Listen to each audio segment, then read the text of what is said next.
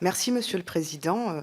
Bon, alors que nous sommes en pleine bataille contre la retraite à 64 ans, qui va largement pénaliser les femmes, et au lendemain d'une journée de mobilisation historique, puisque depuis 50 ans, c'est la plus grande mobilisation sociale dans le pays, je me réjouis, Monsieur le Président, que vous proposiez et que vous portiez cet avis pour l'inscription du droit à l'avortement dans la Charte des droits fondamentaux de l'Union européenne, et je serai heureuse que notre commission l'adopte. En ligne avec le projet proposé par la niche parlementaire du groupe La France Insoumise du 24 novembre dernier, qui, je vous le rappelle, avait permis l'adoption de la loi pour constitutionnaliser l'IVG dans notre pays, et puis aussi en ligne avec une proposition de loi que je dépose aujourd'hui même contre les violences obstétricales et gynécologiques. Ce texte va dans le bon sens du progrès humain. D'abord parce que l'interruption volontaire de grossesse est un acte médical qui fait partie de la vie des femmes, parce que l'inscription de l'IVG comme un droit fondamental et irrévocable est une rupture bienvenue dans la longue histoire du contrôle du corps des femmes, parce que l'avortement renvoie chaque femme à sa propre et libre appréciation personnelle quand les circonstances d'un tel choix se présentent. Et puis, parce que nul ne peut entraver ce choix. Et pour garantir cette liberté dans le long terme, il est de notre devoir qu'elle puisse figurer dans le texte suprême européen, tout comme d'ailleurs, je le dis, le droit à la contraception.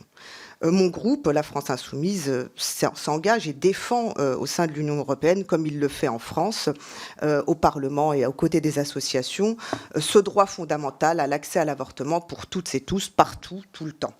Nous défendons aussi la fin de la clause de conscience et du délit d'entrave. Nous défendons l'accès à une éducation sexuelle et l'harmonisation vers le haut, si c'est souhaitable, des délais et des législations concernant l'avortement dans toute l'Union européenne. Nous savons et nous prenons acte des dangers qui pèsent sur le droit fondamental à l'avortement. Nous ne sommes pas aveugles aux tentatives mortifères des mouvances européennes d'extrême droite pour interdire aux femmes ce droit à l'émancipation. Vous le savez, en Pologne, en Hongrie, à Malte, où il est interdit, en Italie, où la clause de conscience rend en réalité ineffectif le droit à l'IVG, ou encore au Portugal, où ce droit a été déremboursé.